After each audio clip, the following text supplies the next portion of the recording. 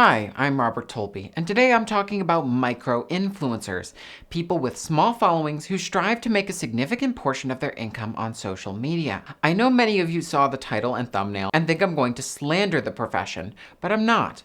This video is more of a discussion of an industry that can, at best, be surprisingly lucrative, and at worst, exploitative, where big companies take advantage of people's aspirations for free publicity. So without further introduction, let's talk about micro-influencers.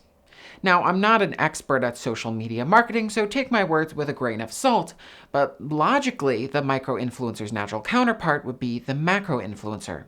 These are individuals who have millions of followers and who appear to be flush with cash. The wealthiest of these influencers constantly post their designer handbag collections in luxury cars for all to see. Of course, there are smaller influencers who may have a few 100,000 followers. Depending on the platform, you can make a living off a following that size. But how could you possibly make a living with a following smaller than 10,000 people? Could you even call someone with a following that small an influencer? Well, many creators with followings of less than 2,000 people call themselves influencers. Meet Jenna, who has just over 1,500 followers on Instagram and less than 1,000 on TikTok. I found her through this TikTok where she lists the brands she has worked with online.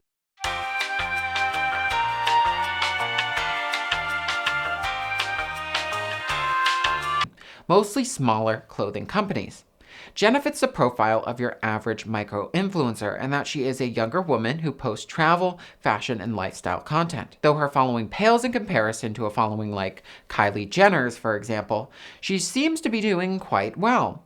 Her Instagram feed is filled with what appear to be branded posts, but I can't help but notice that none of them are labeled as a paid partnership, which Instagram now requires if a brand is reimbursing you for your endorsement. I can't help but think, how much is Jenna actually making from any of these apparent brand deals if she's getting paid at all? I suspect she isn't. Most of her posts are not paid collaborations.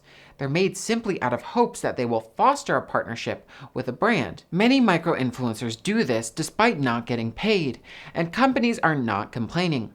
The social media marketing landscape at the moment is the Wild West. For influencers in particular, there are no unions, no set rates for posts, nobody knows what they're talking about if you tried and research rates, and the people who actually know what they're doing will not share their rates out of fear that they will devalue themselves or breach their non-disclosure agreements they sign with brands. Considering the dearth of information about getting paid as a creator, monetizing a following can be twice as hard as garnering one. As a brand, it's very easy to capitalize on the lack of experience of people just starting out as social media influencers. Companies want to pay as little as possible for content and publicity. Why pay a macro influencer thousands of dollars to promote your brand or pay for an advertisement from an expensive agency when you could just get high quality content for free? The Starbucks Instagram page shows this exploitative practice in action. Most of these photos were taken by micro influencers, not by professional photographers. According to one of these micro-influencers on TikTok, Starbucks slides into the DMs of someone who posts a pretty picture holding a Starbucks drink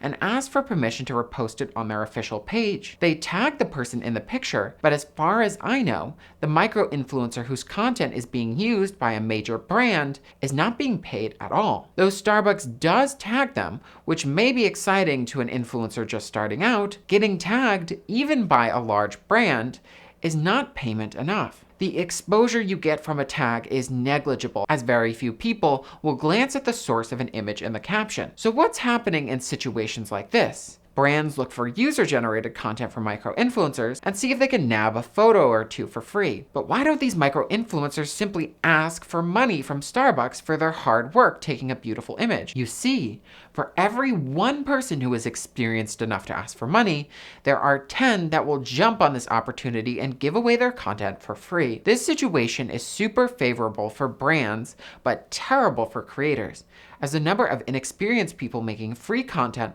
lowers the rates of everyone who actually charges for their work. Beyond a brand just asking for free content, brands may give something in return for making a video. They might send a creator a free lip gloss, a new bikini, or a cute tote bag. While these gifting collaborations may seem generous on the brand's part, they are anything but. Let's say, hypothetically, you're a smaller creator and a huge clothing brand reaches out to you and offers to send you hundreds of dollars worth of free clothes in exchange for a few posts. This is your first brand deal, and you jump at the opportunity out of sheer excitement. You don't know that the brand is exploiting you and everyone at every level of the company. Those clothes they send you might have a high sticker price, but cost the company only a few dollars to make in sweatshops overseas. What seems like a fair trade is nothing more than a company getting dozens of posts promoting their brands for very little money. For brands, exploiting multiple smaller influencers may cost significantly less than paying for an ad or hiring a large influencer to reach a similar amount of people. This is not to say that gifting collaborations are always bad. I haven't heard any complaints from influencers who receive a free Apple MacBook or Samsung refrigerator because those are expensive products. The product doesn't necessarily have to be valuable all the time, though. Many larger influencers receive things they don't feel like paying for, and a story post isn't usually worth the lengthy negotiation process for payment. But at some point, all influencers should know their worth. Even if your following isn't big, you're still working to make content for a brand as an individual and should be paid for it. From watching a few micro-influencer videos, I've learned that this content is known as UGC in the industry, or user-generated content. Making it is primarily how the top-earning micro-influencers pay their bills. These micro-influencers usually don't have huge followings themselves. Still, their content, which is posted on a given brand's account, can reach millions of people, and they can get paid mega bucks for these brand deals. It's important to note that these micro-influencers are the exception to the rule that generally, the fewer followers you have, the fewer dollars you pull in. Most micro-influencers aren't making six figures if they're making any money at all. But videos where people boast about their sky-high rates and soaring earnings are viral in the micro-influencer space. These videos serve as inspirational materials for aspiring micro-influencers, as they also strive to be able to charge $500 for a post on their account that has 94 followers. When seeing some of these rates these micro-influencers charge, I can't help but question, yeah, you charge that much, but how many brand deals are you actually getting at that rate? Now, not to be snarky and talk down to people with small followings, but there are a lot of people who I would consider to be outright delusional in this respect. Some micro-influencers have followings so small that they make me ask, who, pray tell, are you influencing exactly? Your aunt and your 5 friends that follow you on Instagram? That's not much of a platform to work with. I feel like I've seen this mentality before. Many of these micro-influencers seem to be under the exact same spell as those who get caught up in multi-level marketing schemes. Not to generalize too much, but the demographic is nearly identical.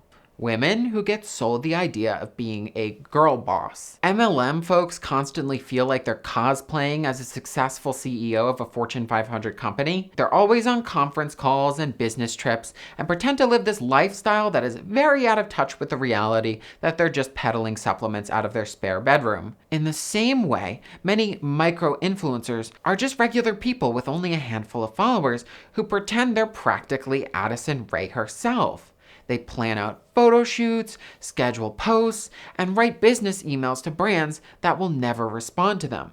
You'd think this would be a small number of people that get caught up in this type of thinking, but remember that influencer as a job title, according to most recent surveys, is easily in the top 10 jobs most desired by Gen Z folks. This is not to say you can't monetize a small following online. There is a rising group of micro-influencers who I believe have the highest potential for earning money. These niche internet micro-celebrities, as they are called, exist in a limbo between being full-blown influencers and being regular people. To their inner circles of fans, they are as important as Khloe Kardashian. Many of these influencers, however, have much more power than micro-influencers who only post cookie-cutter pastel New York City content on their Instagram feed. Niche content that reaches a very targeted demographic usually receives much more engagement than stale content intended to capture the dregs of a general audience. This is why I honestly believe that some niche micro-celebrities, especially those notable for working in specific industries, could generate income more effectively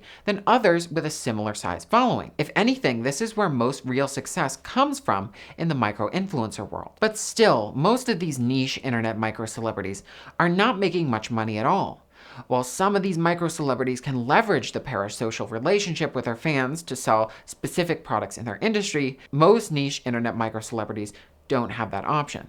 The realities of having a small following are hard to cope with, especially for people who find it hard to reach a large audience. While you can work with what you have as a micro-influencer, you will always be limited by the scope of your influence. Although the number one thing I hear is to charge what you think you're worth, know that the market is very saturated. There is a greater supply of influencers than a demand for them. While you rightfully want to be paid for your labor, many aspiring influencers will gladly go without payment, and many brands will choose to work with them over you simply because it makes more sense financially. This is not to say it's impossible to ever succeed as a micro-influencer. Some people have. I'm just saying the odds are against you. Anyways, I'm Robert Tolpe, and if you enjoyed this video, don't forget to like, comment, share, and subscribe. If you'd like to show a token of your support, check out my Patreon, and I hope you have a good week.